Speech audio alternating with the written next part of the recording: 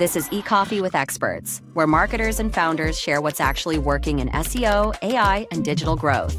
Grab your coffee and fuel your mind as we chat with top minds about their wins, struggles, and lessons you won't find in a blog post. Brought to you by Digital Web Solutions, we bring real talk to help you grow your business, one episode at a time. Let's get started.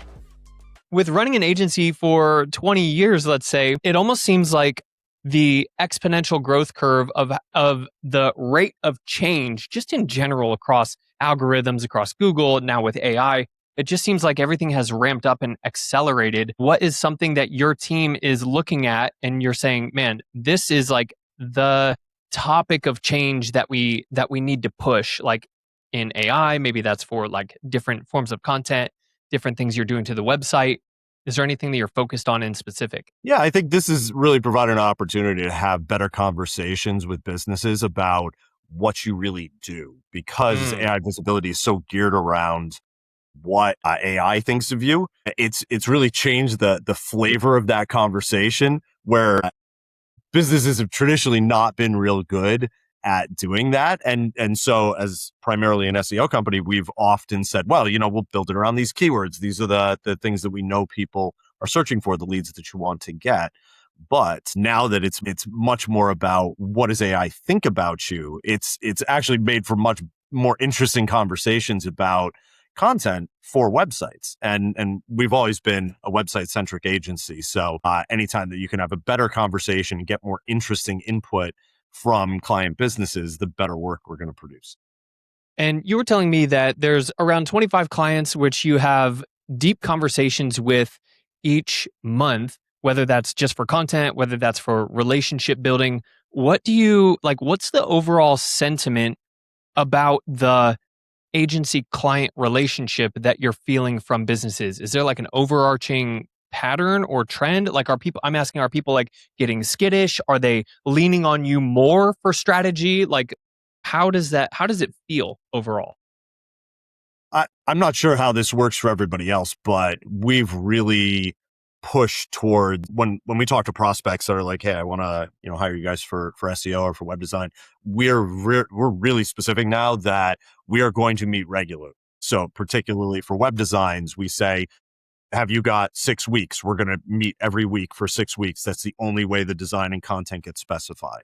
For SEO and for marketing, we meet every month, sometimes more often, depending on how active a client is, to talk about, the metrics, but more importantly, the content. Because whether you're doing social media, organic plus paid, you're always creating new content. And so a lot of it is, reviewing the metrics, but we also do things like, these are all the leads the site produced. We do a lot of B2B, so it's not necessarily many of them. If there's 15 or 20 in a month, businesses are very happy. We want that feedback because we're able to show, like, this is how they got to your site. They came through this channel. This is the page they landed on. Does that page look good? Could we improve that? So we use all of these conversations to not only ensure that what we're doing is working and it's valuable, but also what do we do next? And so that style, I don't know if that's how other agencies do it, but that's who we are. And so that's the way that we do.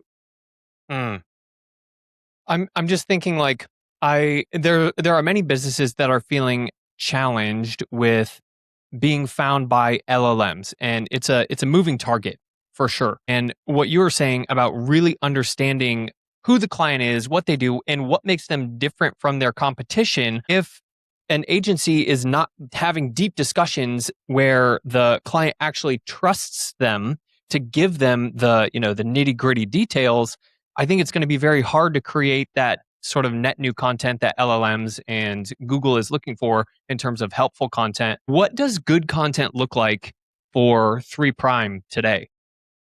You mean for what we're putting on our site or what we're putting on client sites? For client sites. Yeah. So we don't specialize in any particular industry. So it really does vary. If you're in something like home services, it's addressing questions about cost very often and process. Those are the two things that, here's what's different about traditional SEO and GEO, AI visibility, whatever you want to call it. Mm-hmm. is somebody is having a trusted conversation with, say, ChatGPT, which is by far the biggest provider of leads at this point. Mm-hmm. They're having a whole conversation. They're telling it who they are. They're asking additional questions. So by the time citations come into play, ChatGPT has had a bunch of information from the person and is making a recommendation that's a lot more specific. So from a website content standpoint, you both have to be expressing who you are, where you work, what you charge, how you charge. But I think that one of the biggest opportunities that local services, for example, miss out on is talking about process.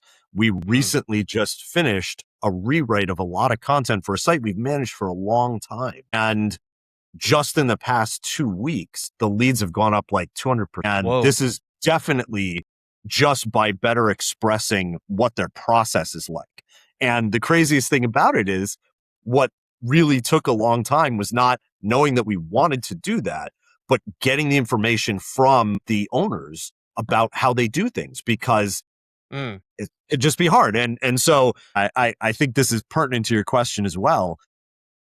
Yes, trust. You have to build a trusting environment to get the information that we need, but you also need to ask leading questions in a way that guide them as if they were a salesperson. What I ended up doing with that particular client is I scheduled a call with him and pretended to request a quote. And I asked him a whole series of questions as if I was a buyer. And Nice. I got more out of that half an hour than I did with 6 or 7 hours of calls or knowing the guy for 10 years. That's what made the difference there. That's local business. We like working with manufacturers. They have really great potential to get more leads if they do a good job with their work. And we're seeing one company just explode because of changes that have nothing to do with them, that have to do with the way that the world works.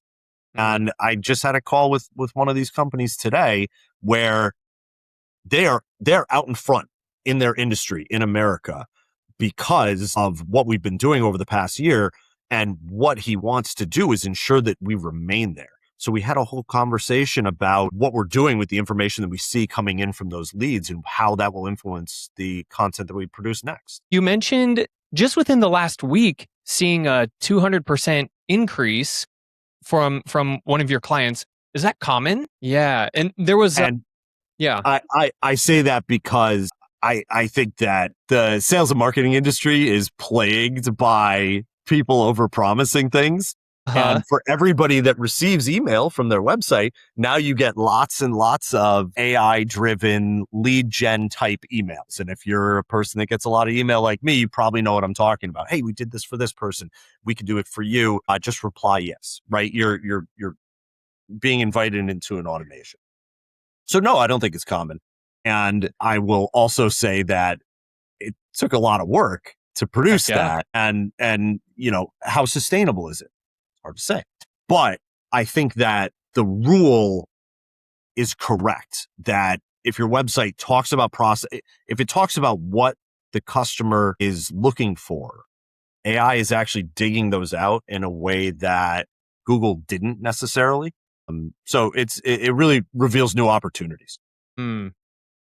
Okay. Side note, I want to get into some of the other shifts that have happened in 3 Prime over the years. So in 2020, after successfully running this agency for like 15 years or so at that point, you completed the Goldman Sachs 10,000 small business program. Can you tell me a little bit more about what that is and what kind of an impact that it had on the business? Yeah, it's a really cool program. So entrepreneurs are often going around and signing up for interesting sounding seminars and webinars. So pre-COVID, I went to one. The fellow that did the presentation was excellent, very motivational, and his goal was to get people to apply for the Goldman Sachs 10,000 Small Businesses program. So I did, and I got accepted. And it was a process. Like, there was a video interview. There was a whole bunch of things. Goldman Sachs funds the program completely. It's a really great curriculum. So they're very choosy about who they pick. And the alumni network that I'm a part of now is such an excellent group of people at all stages in business, because what you become a part of is a cohort. And within that cohort, you go through a series of classes together. You meet a couple times a week. So just an excellent program. I highly recommend it. If you are willing to put, I think it's about 12 weeks into really thinking about your business from a very curriculum focused perspective, you will definitely benefit from it. And it's worth a shot if you'll take it seriously. Then COVID happened. So I had committed to going down to New York City. I'm in Southern Connecticut by New Haven. And I was very excited about going down to New York once a week and just taking 20% of my work week and just going through this program. And then they moved it all online, which, it happened to everybody. So as a result, what I ended up doing with that, because part of the program is you write a growth plan. You say, I'm going to do this with my business. You talk through processes and, create a plan. You vet it with your cohort. Really good practice. And what I did with that was create something that was based on what was happening with the economy at the time, which is big things were all getting canceled. And many, many small businesses were really struggling to express themselves. And all of a sudden, online mattered more than ever. So I built this low-cost program. We called it Lens, Local Exposure Network Service. And the idea was there's certain things that every locally focused business should be doing. You should be posting on Facebook. You should be posting on, at the time, Google Maps. It's now Google Business Profile. And you should be doing the things that matter on Google Maps. We had some software that took care of citations and some other aspects of it that are technical and less visible, but critical. And I still think that that's a really good idea. But the problem with selling a low cost package to many businesses is you have to A, do a lot of prospecting and sales, and B, you have to have a streamlined offering that makes you a decent margin. And I stand by the idea and the price point, but we never really made the service in a way that we could scale it. And honestly, I would say that the biggest, business is about failure, right? This is how you get better. Yeah. Is we learned that prospecting was really critical, and prospecting for clients for under $500 a month is not really our target anymore. And so big shifts that happened during that movie. I think probably 60% of our revenue was web-based application development, the software department, if you will. And that's no longer true. But the program itself was excellent. And I highly value the network that you're part of for life, right? There's this private network of alums that are just great. I get some leads out of it, but it's much more like if I have question, if I need a referral from a group of people that I know come from some place specific. Yeah.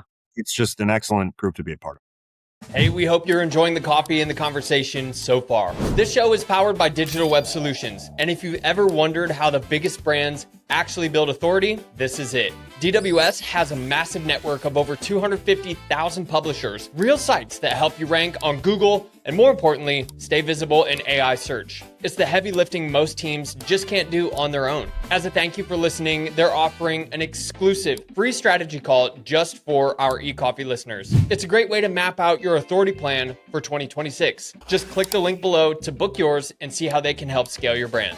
All right, now let's get back to the show. It sounds like you are the type of person who values human relationships no matter where the technology goes. Like, it almost seems like, just from what you were telling me about the deep conversations and relationships with your clients, and then this cohort with the 10,000 small businesses, with the rate of technology moving so quickly, AI is coming in and helping, presumably, your dev team or your tech team kind of take care of a lot of the services that you provide. What do you think the next frontier is more like back to guerrilla like marketing, like human marketing? Or I don't know where I'm like, what I'm trying to ask with that question is like, will there be, in your mind, a shift of people going offline and, asking for other sort of services outside of the technology department? I mean, lots of people are constantly using these things to plan offline stuff. I just drove down to South Carolina. We had a family reunion, and it was 2 7-hour chunks to get down there. And I'm driving with my kids. I needed to stop in Virginia. I needed to plan stops. And I did the whole thing with ChatGPT. And it was all, I need this thing offline because, I just needed to make a plan. So if part of the question, and I'm not sure this is quite where you were going, but if part of it is simply that, how will people discover businesses and how should businesses plan for, a backlash, a generational backlash, if you will, against, I don't want to use technology in this way, then I really think that it's a pertinent conversation and one that I love having. Yes, you're right. We are very people focused. Both my partner and I and everybody that works here is a real one. And I think I credit all of our success to that. The way that technology will change how, business A delivers their service is just highly variable.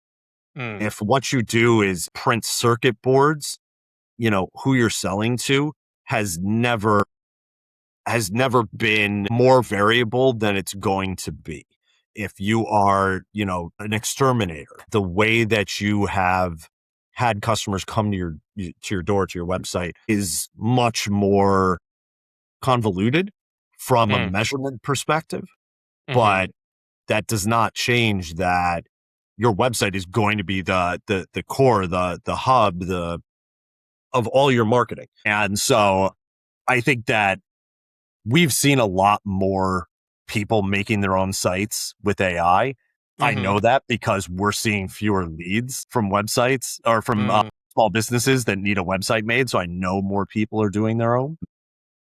I expect that will come back around in another 6 to 12 months because what they're making doesn't rank. They look like cookie cutter sites, and I just don't think they're going to perform that well. And going back to when we started up in 2005, when, people would come to us and say, I want to rank for this or that, we immediately found out that we were going to be doing a lot of web. And that was okay. My partner and I had the right kind of background and expertise to do that. But that's really continued to be core to what we do. The website as a foundation for everything else, I don't think is going to change. I could be wrong. People tell really good stories about AI agents, really good stories. And I don't know if that's true, but I think that you're talking about decades for that shift to really come into play. So if you really know your audience well and you think that you can do it without a website, I'm not saying you can't. I'm just saying you are in the minority.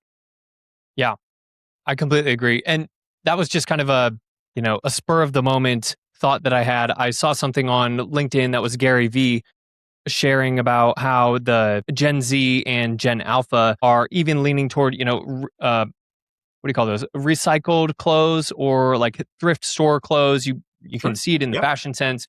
They're going back to the dumb phones, like the flip phones, where they actually call people, which is a huge shift from kind of the millennial generation who have this call reluctance, right? Yes. Yeah. Is that what you're seeing too? I mean, I think that's what you mean. I have kids in middle school, and the difference between the 16-year-old and the 13 and 11-year-old is incredible. Really? I talk to a lot of parents, and that period, if you were of a certain age from 2020 to 2023, where you were greatly determined what phones represent your life. And I do think that this is how all markets go. You will see swings and shifts. I love the idea that Gen Alpha is going to be comfortable on the phone again, because please do it. If you cannot hold a conversation and talk to people about who you are and what you want, you are not well prepared for this world. Yeah. And I mean, I'm a city kid. I grew up in New Haven. So like the ability to do those things really matters. And it matters for your entire career. It matters even if you're 60.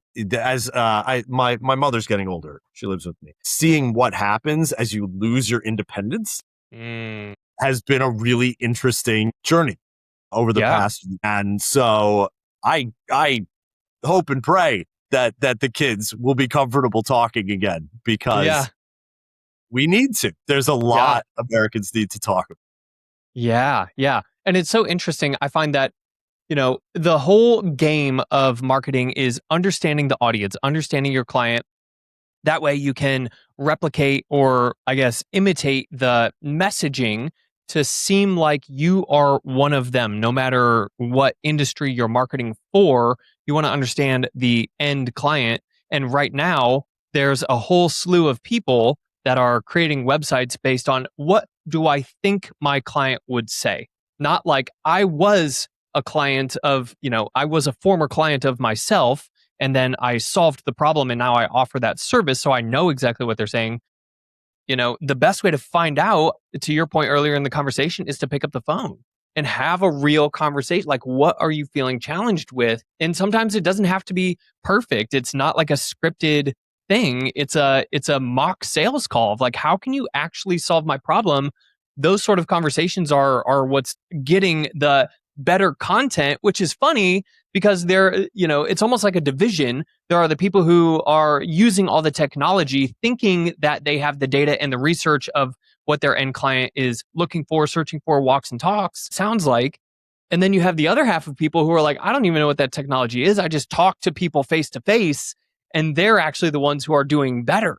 And I think that sort of just mentality of like, do I think I know or do I actually know, is going to become more apparent, and that gap will become wider. I'll add to that because, like I said, I know that lots of people are just going out there and being like, well, I need a site, I'm going to make one. Without knowing what the purpose of your site is, you're going to make something mediocre at best. It will look like every other thing that Claude produces, and it's going to have a lot more text than it needs to, and it's going to fail to express who you really are and what a customer's looking for. And that's just how it is. Like, Yeah. there's a reason why people hire us, and it's not just because we can get it done. It's because before we start, we're going to have a whole conversation about, what is this designed to do? Who is it for? Starting with the end in mind. What is it designed to do? Having a purpose and a goal. I mean, one theme that I noticed that appears consistently in your writing is that the AI visibility starts long before the content actually reaches the LLM. It starts with credibility and the structure of the site and the off-page authority. How do you help clients build those sorts of signals in a practical and methodical way? Yeah, a lot of where we've seen success are people that we had been doing SEO for a long time, or at least people that were consistent about producing content. One of those two things has to be true. So that said, if somebody comes to us and their visibility score is not great, we will start by going through what's on the website. But the other piece that you can get from our reports is, what does AI think your customer is? Is that accurate? What does AI think that customer is asking? Is that accurate? So those two things have been really foundational in deciding, what should we be doing? I've always said, for example, if we need to produce something for someone, if I show you it so that you can edit it, we're going to get something done faster. If I give you a blank sheet of paper, I'm just going to come back to you in a week and it's going to be a blank sheet of paper. So giving somebody something that they can latch onto and say, is this right or wrong? What's good about it? What's bad about it? We're going to get more useful feedback out of that process. So that was some of the thinking that went into how we built that system, is to foster better conversations about, what do you think your customers are asking AI? And that's not the end of the conversation, because businesses have opinions that sometimes are based on data, often are based on customer interactions, but rarely are complete. So taking that different information and synthesizing into something that you can turn into a plan is the secret sauce. Yeah, they're often incomplete, and that's why it takes someone like you, who has that sort of overarching and that overarching perspective and 20 years of history to understand through the algorithm changes, like what is possible and what is consistent, like what has stayed true through any sort of Penguin, Panda, Core Web Vitals, helpful content, all these updates. Like, what has stayed true, and then how do we piece those together? Tell me more about the AI visibility audit. Is that what it is on the site? Yeah, we wrote our own software. We didn't want to buy it, and we thought that the exercise of going through and building ourselves would be worth the experience and the expense. But it actually really was. It introduced us to a bunch of really interesting things about how their API works and some good ways to build automations. But the core idea is when somebody's having a conversation, I think we talked about this with ChatGPT, they're giving more information. It's not just a keyword search. So, if you are selling B2B software and you want, buyers that are managers of 4 more hotel spaces, then you have to structure the question that you're asking via API appropriately. And that tends to be, we think, is the right way to measure whether or not your website, your brand is mentioned as part of that conversation. So we set up a series of personas and topics and use those to build a series of queries that we then score. And it's really been interesting the more we've run these for people we've worked with for a long time. And in some cases, it was like, hey, your organic rankings are wonderful, but we've never really put much effort into your blog. We've seen that be the number one thing to do if your visibility is bad, fresh content. So that's been one aspect. The other one goes back to what your homepage says about you, what your navigation says about you. So it'll end up leading in different directions for different types of sites. Then you have e-commerce, which is a totally different ball of wax. And then it's like, category descriptions and product descriptions and whatever makes your candles better than the other candles. It's really interesting. Yeah. And at the end of the day, I've never met a business that didn't want to differentiate themselves. Right. In an effective manner. So, yeah, I think I said this before. We get to have more interesting conversations with people when it's not just how do I rank for this keyword. It's when it's more about who your customer is and what you're trying to put in front of them. Yeah, man. Again, understanding who we're serving and how we're solving the problem more uniquely or more specifically than the competitor. Like it's the little edge, like the incremental gains. I'm finishing a book right now called, it's right here, The Machine Layer. And this book is all about how to stay visible and trusted in the age of AI search. And it was talking about the 2 layers of validation. Like one is like, okay, do you even qualify to be a fish in the pond where LLMs are fishing? And then the second layer is, okay, are you going to be one of the 5 fish that get pulled into the query to be cited? I have to grin when you show me that because I think we still have on a shelf that we just keep for historical significance. But there's a book that we have from like 2007 that was like hacks for Google, and it's hilarious because books about digital marketing age really fast.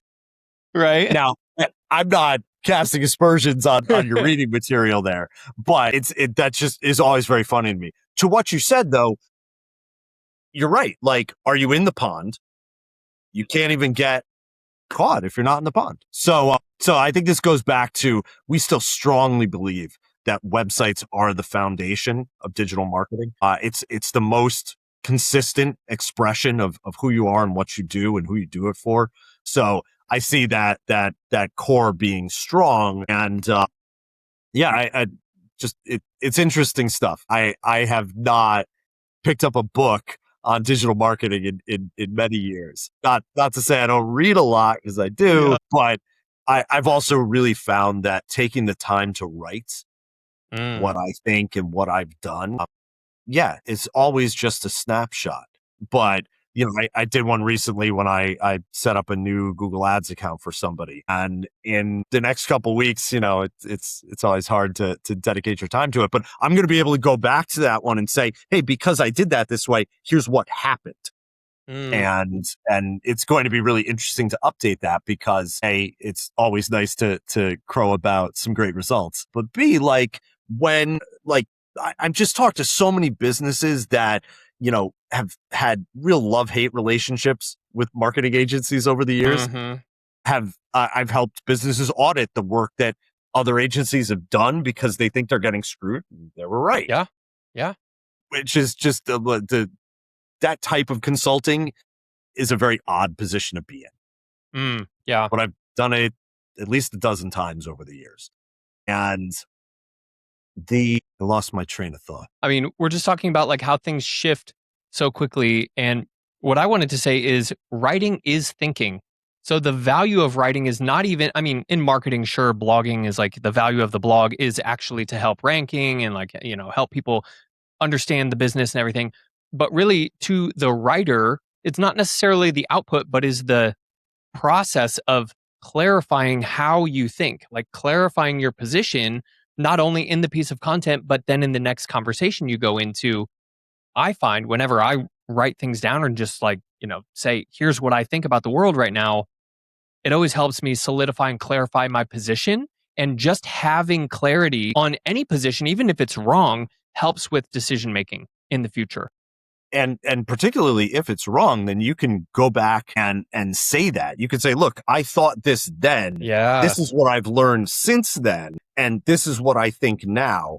You should be getting more correct over time. This is the scientific method. Yeah. Yeah. Yeah. Yeah. And if you're not doing that, I mean, I don't know. There's really no way for the public to tell if you were right or wrong, but you also likely don't have results to show that you were right, right? So, anyway, what as we wrap up the conversation, Ryan, what is next for Ryan Turner and 3 Prime? Yeah, we are in the process of rebuilding our own site for probably the 10th time, but the first time in a while. Yeah. And we are applying a lot of what we've learned to ourselves in a new way. There's a couple things about that we're particularly excited about. The being more clear about what we do with this kind of broad set of capabilities, the experience that we have, trying to translate that into our own web design has Mm, been an super interesting, in some yeah. ways contentious discussion for our whole team, Mm, because I don't want to just say how it should be done. I want mm, everybody's voice to be a part of that. So that's really been interesting. I'm next week rewriting the consulting section of our site. The the the the ability to talk and to listen and to evaluate and to analyze and then to present results, like that's what consulting's all about, and it mm. has formed the basis of everything we do since we started. The rewriting that section is really important because it's become kind of this traditional SEO morass of, yeah, we do this and we do that, and so I'll make a page about it, and great, I've gotten Mm, some leads, fabulous.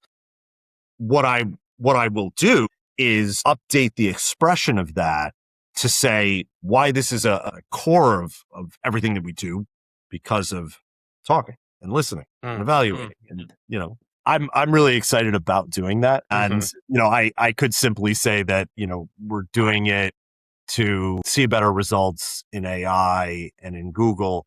But the truth is we're doing it because for a long time, having a really complicated header on our site, you can like roll over all the different things that we do, and it's got all these drop downs. It's like, wow, they have a lot of capabilities.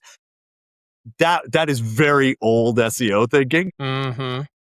and it's time to change it. I think it's always been, I don't know about always, but it's been overwhelming for people that look at it, and streamlining that is something I'm very excited to get implemented by the end of the month. So Very there's that. cool. And yeah, I think this fall is going to be a really interesting time going into next year. There's all kinds of neat market shifts going on, and yeah, I'm excited about it. I think next year is going to be really great because a lot of the experience that different businesses have had with AI is coming home to roost, either positively or negatively. And I think that a lot of people that have been trying to do things themselves are going to be looking for somebody that can really help them make those investments worthwhile. And I know this is true because I talk to people about it all the time. but I think more broadly. And AI is not going anywhere. We're along for the ride. Yeah. Yeah. Next year's our year. Let's go. Every year's our year. Every That's day you right. wake up. That's right. Carpe Every diem. day is the day. I mean, yeah. It's all that exists, right? Yeah. Good stuff. Well, Ryan, thank you Thank for you, being an awesome podcast guest and bringing your 20 years of experience here, kind of walking us through the shifts that are happening and hopefully how we can stay alive and thrive in this new world. So I appreciate you being here. We will include all things Brian Turner and 3 Prime on the show notes. If someone wants to engage with you one-on-one, what's the best way to do that? Yeah, hit us up at www.3-prime.com. I'm on LinkedIn. Ryan Turner 3 Prime is the best way to find me. There are other Ryan Turners out there. I admit this, they are not me. You can find me easily enough. Give us a call. You'll find that we want to do one of these. We want to see who we're talking to. We want to talk to you about who you are. And if it's a fit, I can promise what I've always promised. We're going to make your time valuable. I love that. I'm going to open up my flip phone and give you a call. Awesome. Thanks Thank so you, much. Austin. Cheers.